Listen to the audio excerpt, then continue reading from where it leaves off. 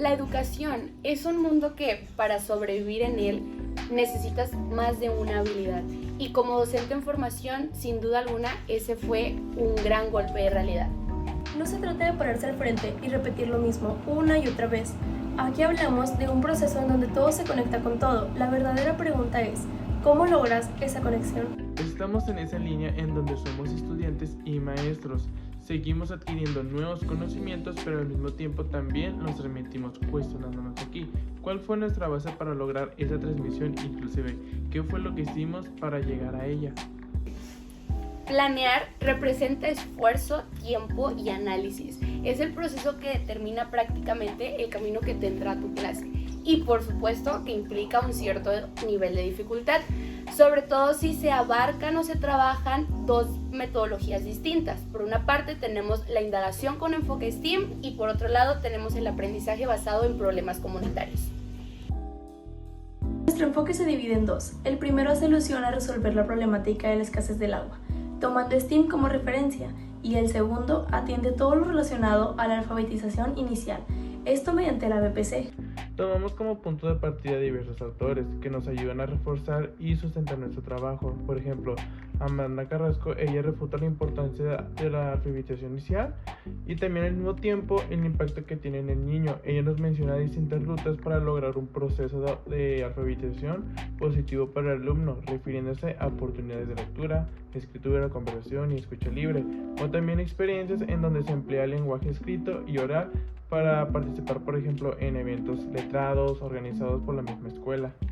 Sin embargo, un punto muy importante es tener presente que uno de los mayores retos para nuestros niños es que establezcan esa relación de sonidografía, por lo que este es nuestro argumento que respalda la importancia de brindarle a los alumnos oportunidades para jugar con el lenguaje a partir de recursos didácticos explícitamente diseñados para esto.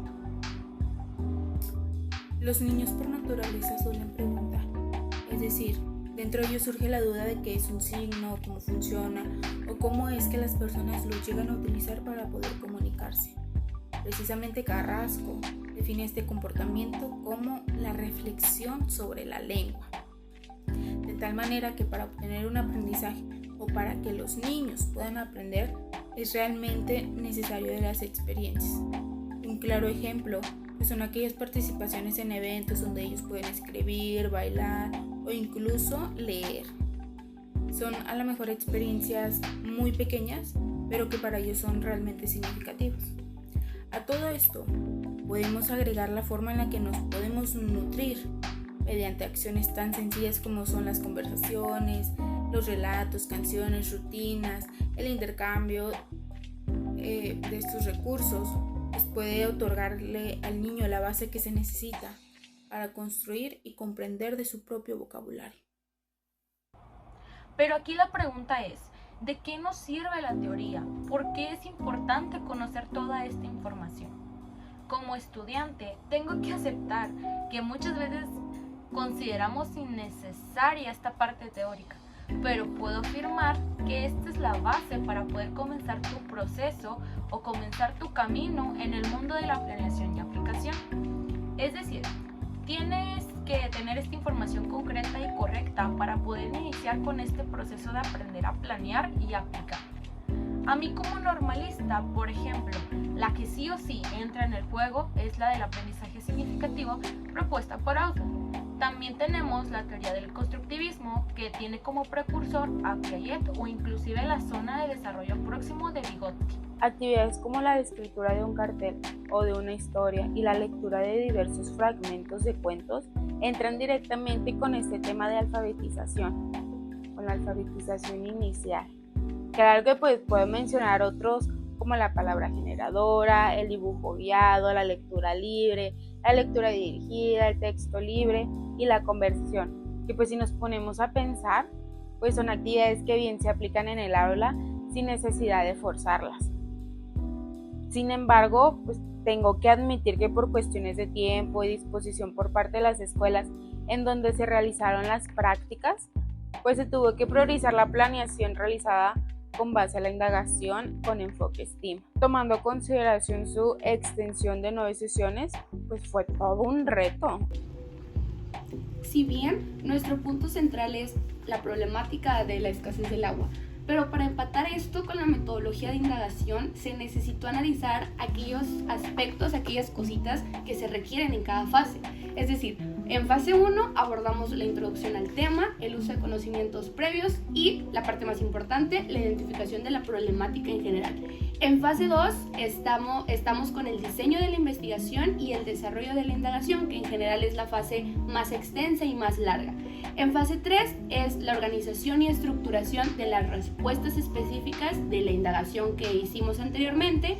En fase 4 es la presentación de estos resultados y finalmente en la fase 5 pues es la metacognición, es como la reflexión de todo el proceso que los alumnos llevaron a cabo. El proceso que implica STEAM es un camino que te lleva a la creación de un prototipo que da solución a tu problemática planteada. Me refiero a que lo interesante de trabajar con esta metodología es que aparte de que el alumno se empapa de información y logra asociar lo nuevo con lo viejo, esto quiere decir aquello que desconoce con aquello que ya conoce. Se pretende que observe, analice, él mismo cree hipótesis, experimente y compruebe. Que él mismo sea el personaje principal de una indagación e investigación para extraer resultados y así adquirir nueva información de manera innovadora.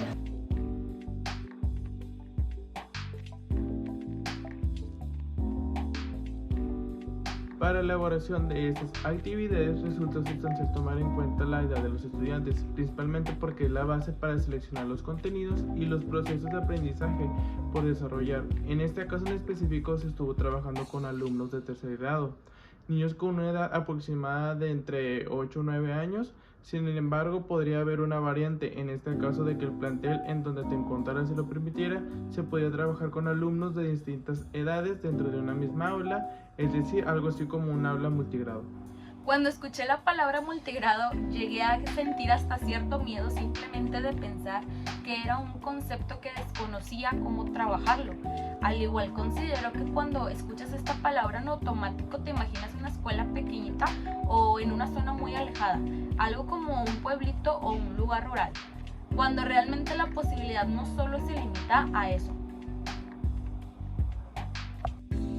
Es realmente sorprendente cómo la gente asume que por encontrarnos en un contexto urbano, pues no se dan los casos en donde los alumnos de distintas edades llegan a compartir el aula.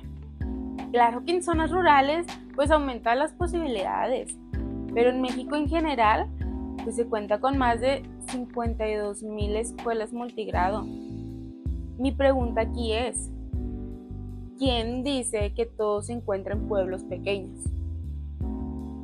El trabajo colaborativo, la organización en grupos pequeños, la participación activa, inclusive el rol del docente, entran como estrategias que pueden funcionar dentro de un aula multigrado.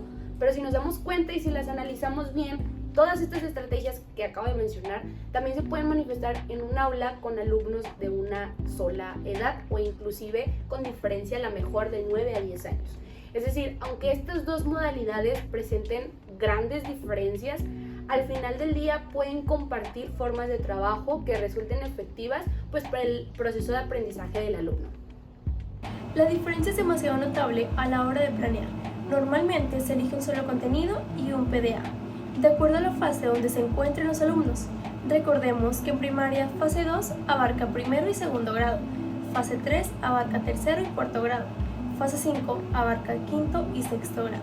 Obviamente, al momento de combinar edades, combinas también los contenidos y PDAs, logrando así una conexión entre todo y adaptando las actividades no solo al tema abordado, sino a las necesidades de cada alumno. La atención un poco más personalizada se da también en este tipo de contextos, ya que como estamos hablando de una cantidad menor de alumnos, es más sencillo profundizar y entender lo que el alumno realmente quiere. Además que también se da mucho el apoyo entre pares. Suele ser común que los alumnos mayores ayuden a los alumnos menores o inclusive al revés. Se muestra una mayor facilidad de comunicación y colaboración entre ellos mismos. Aunque yo considero que para llegar a esto debes de tener una gran trayectoria que contribuya a tu experiencia, tal como la licenciada Cintia Romero, a quien tuve la oportunidad de entrevistar.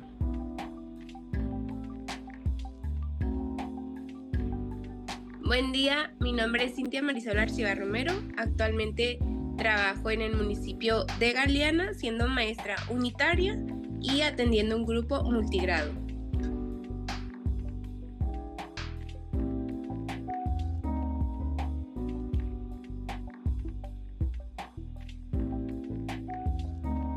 Bueno, planificar en el aula multigrado implica de mucha organización y flexibilidad, siempre atendiendo las necesidades de los alumnos. En este caso, pues al planear por proyectos, se pretende que los alumnos pues trabajen un mismo tema.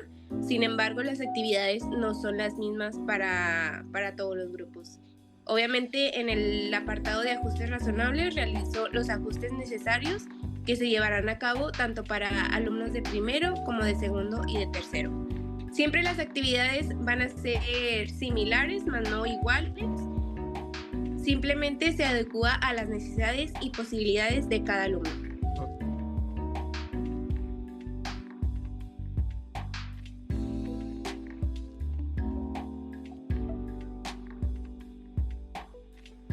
Prácticamente los materiales que se utilizan más a menudo son las láminas, imágenes, dibujos y en este caso al trabajar por proyectos obviamente los materiales visuales que se muestran dentro del aula clase son realizados por los alumnos. En este caso a mí me gusta implementarlos y que los alumnos observen lo que realizan, lo que están trabajando y lo que se pretende que aprendan para que así puedan tener un aprendizaje un poquito más significativo.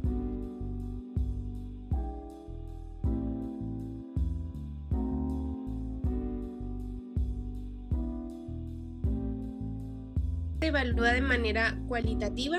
En este caso yo me apoyo de los instrumentos de evaluación tanto de la rúbrica como el diario de la educadora. En este caso la rúbrica pues al tener los nombres de los alumnos y a tener ciertos aspectos me ayuda mucho a poder describir cómo es que yo puedo asegurar que alcanzó o no alcanzó tanto nivel de desempeño en la actividad.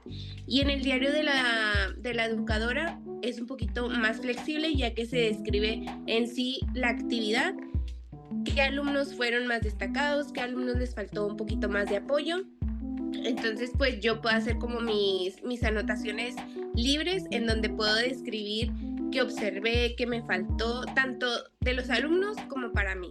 El diario de la educadora realmente pues yo lo manejo cada día al término de la actividad o más bien al término de la jornada. Puedo hacer una anotación un poquito más amplia en donde se evalúa la actividad, los aprendizajes que se vieron, los alumnos que se destacaron un poquito más, a los que les faltó apoyo, qué me faltó en la actividad. En ese diario obviamente pues se puede evaluar tanto al alumno como a mí misma como docente.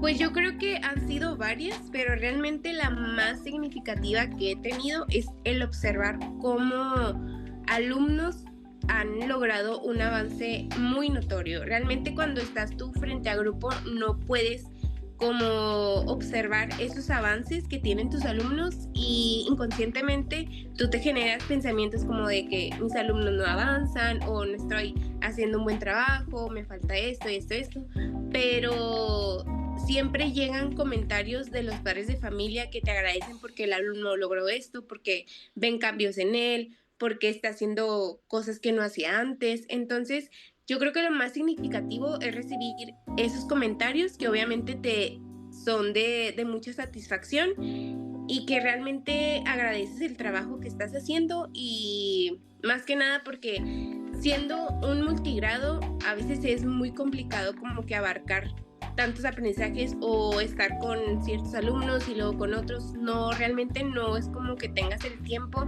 para ponerles la misma atención a todos. Entonces, pues sí es un poquito complicado, pero es muy satisfactorio, la verdad, porque los alumnos de primero y de segundo se acoplan mucho al trabajo de los más grandecitos y entre ellos mismos aprenden y se apoyan.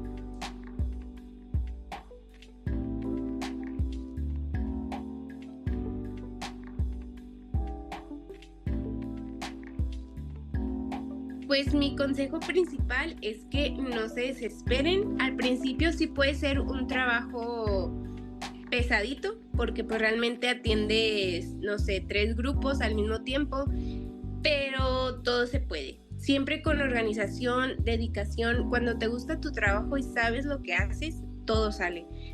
También yo sé que a veces como que nos mencionan la palabra multigrado y dices tú, es un trabajo muy extenso, no voy a poder, pero realmente con organización todo se puede. Los niños se acoplan muy rápido al trabajo y tanto como docente obviamente nosotros nos tenemos que acoplar a ellos, conocerlos, conocer la comunidad, conocer a nuestros alumnos, sus necesidades, sus intereses, sus disgustos, lo que pueden, lo que no pueden hacer. Entonces sí es un trabajo de mucha adaptación, pero sobre todo muy satisfactorio. Y pues realmente lo que yo les recomiendo es que si llegan a trabajar en multigrado, siempre disfruten todo momento porque el tiempo pasa volando y realmente trabajar con 3 grupos sí es pesadito, pero es muy divertido. Es muy divertido, es muy padre, aprendes mucho, tanto tú como de los alumnos como ellos de ti.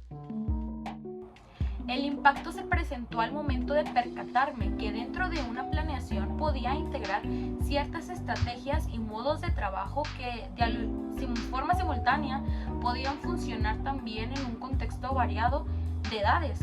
Creo que a veces la falta de información también llega a ocasionar que desde un principio vayas con una idea que puede ser equivocada.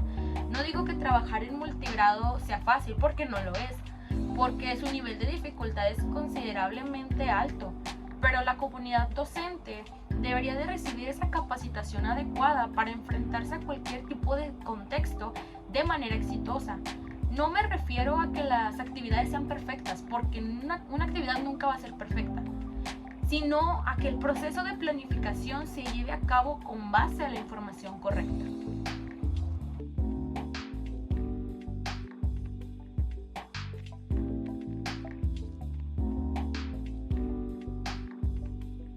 De la misma forma en la que podemos enfrentarnos a distintas edades, pues también podemos presenciar diferencias con respecto a la cultura, las ideologías e incluso los comportamientos entre los mismos alumnos. Es precisamente allí pues donde entra el juego la habilidad de cada uno para poder sobrellevar las situaciones y asimismo sacar adelante la clase. Por ejemplo, dentro de una actividad pues se pueden encontrar distintas maneras de opiniones o incluso formas de trabajo. Para ser más concretos, pues sería en la última fase de nuestra planeación, que es la metacognición, en donde con la actividad del dado pues obtuvieron diversas opiniones, diversas respuestas y que dentro de un ámbito educativo todas son correctas. La inclusión de todas y todos funge un rol crucial. Nosotros como modelos a seguir, porque la mayoría de las veces así nos ven los alumnos, tenemos la oportunidad literalmente en nuestras manos de hacer ver que ninguna diferencia, háblese física, económica, social, personal o psicológica, es impedimento para incluir al alumno en una actividad. De aquí se deriva el comportamiento que tome el alumno ante una situación de este tipo. Los pequeños tienden a replicar lo que observan. Qué mejor que rescaten aquellas acciones que demuestren esa aceptación sin condiciones ni mucho menos restricciones. La capacidad del pensamiento crítico en los niños se puede reforzar tan simple como con la resolución de este tipo de problemáticas. ¿Quién no ha presenciado esa discordia de es que él o ella no trabaja bien o es que no quiero estar con ella porque es rara o raro? O inclusive él o ella no sabe nada, haciendo una clara referencia a la exclusión y que poco a poco se van considerando normal este tipo de comentarios. De ahí deriva la importancia de concientizar y fomentar la habilidad de resolución de conflictos de manera pacífica, en donde se utilice esta parte crítica y al mismo tiempo sensible que fortalece la creación de seres humanos responsables y críticos. Todo este conocimiento de pensamiento crítico, de resolver problemas, de integrar a todos los alumnos, de fomentar la sensibilidad y de crear un ambiente de inclusión en donde cada perspectiva es aceptada, produce un ambiente en donde los alumnos se sientan partícipes y valorados, además que los prepara para que ellos mismos puedan comprender y valorar la diversidad, preparándolos para un mundo globalizado, incorporando la diversidad cultural, permitiéndose conocer y entender distintas formas de actuar, pensar y sentir.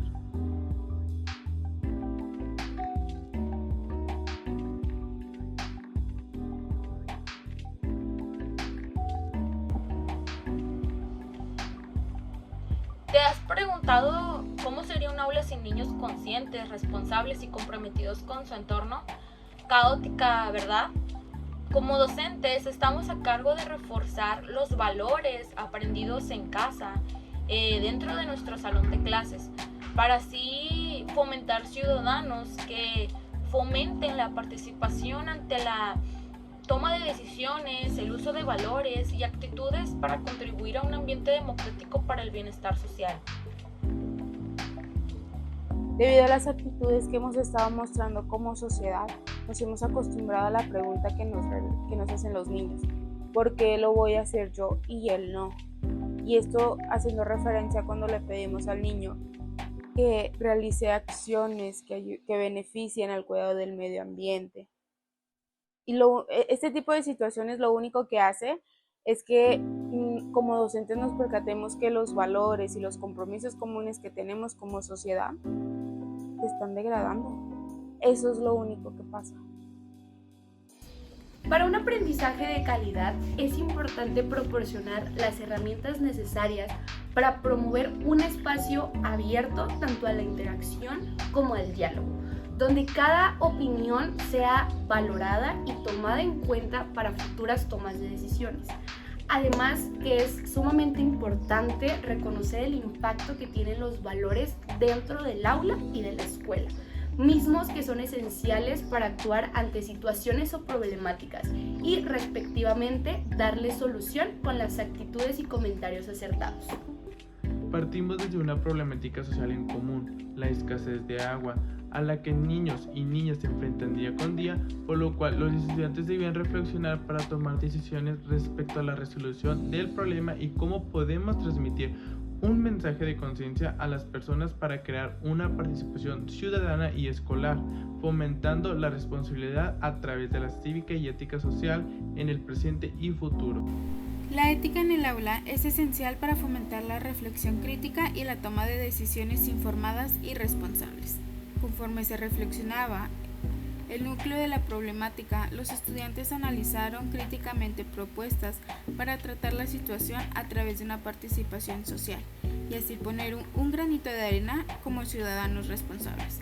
Entre opiniones y propuestas llegamos a la conclusión de crear un muro de agua para captar el agua de la lluvia y darle un segundo uso. Esta decisión fue tomada por los estudiantes como una acción responsable a cuidar el medio ambiente para lograr un bien común. En el proceso de la elaboración de este prototipo, los estudiantes se manifestaron con acciones éticas a través de los valores de responsabilidad. Se mostraron como ciudadanos preocupados por su entorno y siendo responsables ante la toma de decisiones, todo para un bien común. Además de que cooperaron para crear un ambiente armonioso y próspero, participando asimismo en un compromiso social. Al finalizar el proyecto, reflexionamos como grupo la importancia de adentrarnos y participar en las situaciones o problemáticas que involucran nuestro bienestar social. En este caso, los niños mencionaron cómo el muro de agua sirve para ayudar al medio ambiente y lograr ser unos estudiantes responsables y comprometidos con el cuidado de su planeta, aportando desde casa y la escuela un pequeño pero gran apoyo. Además, recalcaron la necesidad que tenemos como personas de tomar decisiones para un bien común, accionando con valores y siguiendo las normas si queremos llegar a un cambio.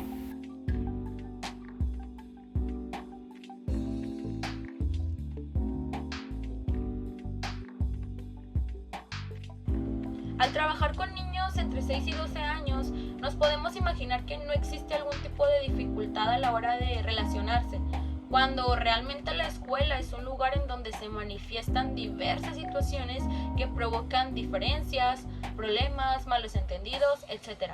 entre los mismos niños, ¿verdad? Tenemos que recordar que a esta edad pues se tiene mucha curiosidad y mucha facilidad para opinar y actuar sin pensar en lo que va a pasar después. Suelen haber problemas de todo tipo, pero uno en específico que continuamente observo es esa diferencia que hacen entre los niños y las niñas. De una manera más formal es que ponen en práctica distintos ideales que sin darse cuenta enfatizan en un estereotipo que arraiga la diferencia entre los dos géneros, háblese de femenino y masculino. Comentarios como las niñas son más débiles, solo los niños juegan fútbol, el color de rosa de niñas, entre muchos otros, se suelen dar con una normalidad que de verdad a veces me sorprende y me asusta al mismo tiempo. Lo peor del caso es que la mayoría de las veces, aunque se presencien estas situaciones, no se hace nada al respecto para obtener un cambio real. Es muy notable que cualquier tema en relación a los estereotipos y la práctica docente no son temas aislados. Debemos entender y comprender que una cosa sucede dentro de la otra y que por ende influye en la manera en cómo abordamos la clase, en qué tipo de actividades aplicamos y sobre todo en el tipo de actitudes que tomamos frente a los ojos del grupo. Todo parte desde cómo te muestras dentro del aula. Sé que no todos los alumnos se comportarán de la misma manera en la que tú lo haces, pero podemos ir cambiando prácticas conforme vamos interactuando en el proceso de enseñanza-aprendizaje, para ir cambiando su perspectiva de poquito en poquito y así lograr un cambio a través del diálogo y las prácticas constantes. Por lo tanto, en esta jornada nos encargamos de formar alumnos conscientes dispuestos al cambio, dejando las prácticas tradicionales de lado al momento de realizar nuestras actividades. En nuestro caso, quisimos quitar la distinción común de fila de niños y fila de niñas, organizando a todos por igual en una misma, aunque al principio notaron rara esta práctica, acataron las instrucciones muy dispuestos.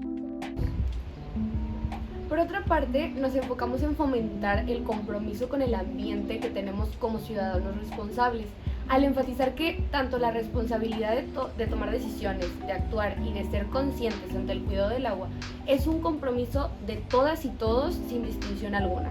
De esta manera se logra comprender que todas las personas somos pieza clave para lograr un cambio en sociedad y que todos podemos apoyar de muchas maneras.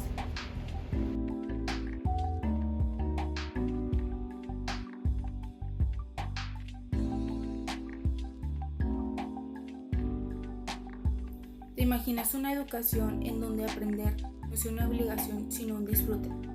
Muchos de nosotros crecimos con la vieja escuela, una escuela en donde aprendizaje es de manera repetitiva y lo único que logra es tener un aprendizaje efímero. Algo que, siendo totalmente honestos, solo nos funciona para responder un examen, para simplemente pasar un examen con una calificación aprobatoria y aceptada por la sociedad. Hoy yo te puedo decir que recuerdo un 35% de todo lo que me enseñaron. Te puedo decir cuando la maestra nos enseñaba a regañar. Te puedo decir cuando nos enseñaba con miedos y con amenazas. Que más que nada eso es un régimen, no es un ambiente armonioso en el que los niños puedan obtener un aprendizaje valioso y significativo. Desde tiempos inmemorables se le ha dado mucha mayor importancia a lo académico, desde un punto de vista delimitado, en donde lo esencial es enseñar las matemáticas y la ciencia. En cambio, lo que ahora buscamos es que la educación de los niños sea de tal forma en la que ellos se involucren en su propio aprendizaje, ya sea con su cuerpo, mente, espíritu o emociones. Una de las mejores maneras en las que un niño puede aprender es mediante el movimiento. Cuando un niño corre al ritmo del tambor, que canta mientras se mueve o que baila al ritmo de un sonido, es porque está aprendiendo con todo su ser, porque ese momento es el que va a recordar toda su vida. Actividades como juegos rítmicos, persecución corporal, coreografías, expresión corporal, musical o simplemente caminar al compás integran lo físico y lo musical en un mismo acto educativo. No solo hace que los estudiantes se diviertan y se motiven más, sino que también aprenden con mayor profundidad y significado. Vivimos en un mundo en donde desde muy pequeños se nos acostumbra a vivir rodeados de estrés, depresión, por cumplir con los estándares sociales, por lo cual el movimiento, la música o el deporte beneficia al reconectar con uno mismo, con otros e inclusive aprender de una manera más significativa. El cuerpo se convierte en instrumento y la música en motor del movimiento. Así es como los estudiantes no solo se expresan, sino que también se comunican, se conectan con los demás y aprenden a través de la acción y sentir. Que por eso mismo es como se construyen los valores profundos, así como el respeto por el otro, la empatía, la confianza en uno mismo y el deseo genuino por seguir aprendiendo. En un mundo que necesita personas más empáticas, creativas y colaborativas, el tener presente el juego dentro de la planeación es una apuesta pedagógica por la educación del ser en su totalidad. Porque cuando un estudiante se mueve con alegría y canta con felicidad, está aprendiendo no solo con la mente, sino también con el corazón. Hay aprendizajes que no se escriben en los cuadernos ni se recitan en voz alta, sino más bien son aquellos que nacen cuando el cuerpo se activa, cuando el ritmo despierta, cuando la emoción se convierte en movimiento y la expresión fluye sin miedo al error. Son esos momentos en donde el aula se transforma, deja de ser un espacio de silencio para convertirse en uno de participación, energía y conexión. Tal vez no está presente en un libro de texto, pero hay saberes que solo se comprenden cuando se sienten, porque educar no es solo transmitir datos, es el permitir que cada estudiante explore quién es, qué siente y cómo puede aportar a su comunidad, y muchas veces eso empieza con un paso, un ritmo y una sonrisa. La oportunidad de aprender de manera distinta abre las puertas a que los alumnos sean partícipes de diferentes experiencias, que tengan que aceptar que al principio todo este tema de expresión corporal y conexión con el ritmo pues se considera algo que no empata del todo con nuestro tema a tratar, que es crear conciencia ecológica. Pero después de informarme, leer y analizar sobre todo, pues me percaté que para lograr que el alumno viva la experiencia desde cero, puede participar en actividades como la elaboración de instrumentos mediante material reciclado. De esta manera pues podemos abordar nuestra temática, que es la conexión con el mundo artístico y la creación de un producto que contribuya a nuestro objetivo ecológico. Yo creo que cuando escuchas música y medio ambiente no creas como una conexión automática. Es decir, yo considero que la mayoría de la sociedad considera que son temáticas que toman caminos distintos, pero es sorprendente la enorme conexión que puedes crear al unificarlo. Es decir, en tu mente tienes 3 objetivos. El primero es que el alumno haga uso de herramientas como la música. El segundo es que el alumno sea el personaje principal de toda esta experiencia. Y el tercero es que se llegue a una acción en concreto para contribuir a nuestra problemática. Unificando estos 3 aspectos fue como llegamos a lo siguiente: la creación de un instrumento con materiales reutilizables que ayuden a la creación de una melodía que haga alusión al cuidado del medio ambiente. La música genera a los seres humanos ese sentimiento de alegría, de felicidad, de calma, pero también nos ayuda a mejorar muchas de nuestras funciones cerebrales, así como la memoria, el lenguaje, el razonamiento lógico-matemático e inclusive la atención. Por lo tanto, la música beneficia el aprendizaje del alumno. Ahora, si la música trae grandes beneficios, ¿te imaginas cómo es que será el involucrar instrumentos musicales? Será una manera de aprender mucho más enriquecedora. Será un aprendizaje permanente para el estudiante, y todo debido a las emociones que le va a hacer sentir. Nosotros como docentes normalistas tratamos de que las actividades tengan un sentido, que no sean actividades vacías o que solo se hagan por hacerlas.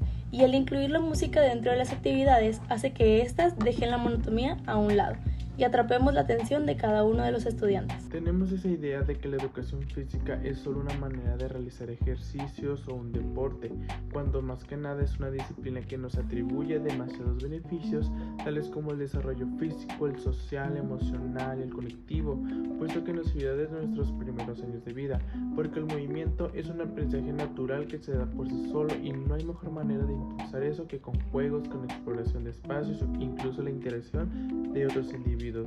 Además de que ayuda al desarrollo de habilidades, nos disciplina para mantener una vida saludable, en donde nos educa al mantener una buena alimentación, el mal hábito del sedentarismo y cómo el uso excesivo de aparatos tecnológicos impide nuestro desarrollo intelectual. En pocas palabras, nos forma como buenos ciudadanos activos y armoniosos. Desde que nacemos nos movemos. No sabíamos hablar, pero nuestro cuerpo expresaba lo que necesitaba, que si tenía hambre, que si tenía sueño, fastidio, etc. El cuerpo es una herramienta que nos permite expresarnos sin la necesidad de emitir palabra alguna. Desde pequeños empezamos a explorar con nuestro cuerpo, a sentir, a gatear, caminar, correr, saltar, de todo hacíamos. Era algo que aprendíamos por naturaleza. Algo fundamental para nuestro desarrollo físico, cognitivo, emocional y social es que debemos dejar de considerar el movimiento como una herramienta que simplemente funciona en actividades físicas, sino más bien tomarla como una herramienta pedagógica, herramienta que nos beneficia a los maestros a que los alumnos exploren y experimenten con su propio cuerpo.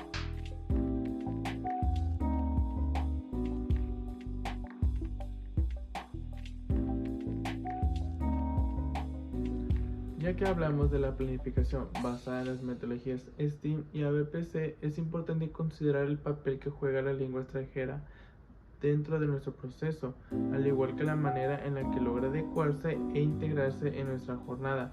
Dentro de todo lo que nos proporcionó, rescatamos aquello que fue más significativo para nosotros. Por ejemplo, exploramos diversas estrategias de enseñanza-aprendizaje centradas en la adquisición del vocabulario. No solo se trataba de elegir actividades, sino también de crear una relación con el impacto del agua y la conciencia ecológica, donde se integraron diversas metodologías que al mismo tiempo fomentaran el aprendizaje dinámico e interactivo. Hablando específico de nuestro proceso, desde el primer momento teníamos la idea de que nuestra sesión fuera diseñada para captar la atención de todos los alumnos y sumergirlos en el aprendizaje de un nuevo idioma a través del contexto del ciclo del agua. Integramos también dinámicas como el All About Today, que ya se ha aplicado desde jornadas anteriores, en la que los estudiantes participan activamente, compartiendo información del día, mes, clima y emociones que presentan durante el día. Es una introducción breve y dinámica que les permite entrar en confianza y esto mismo lo aprenden de una forma más relajada.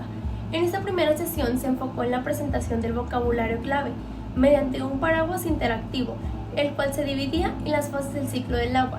De esta manera se les invitó a los alumnos a integrarse en una participación más dinámica y significativa, al repetir el nombre e identificar en qué consistía cada fase, mediante la representación que se mostraba en el paraguas.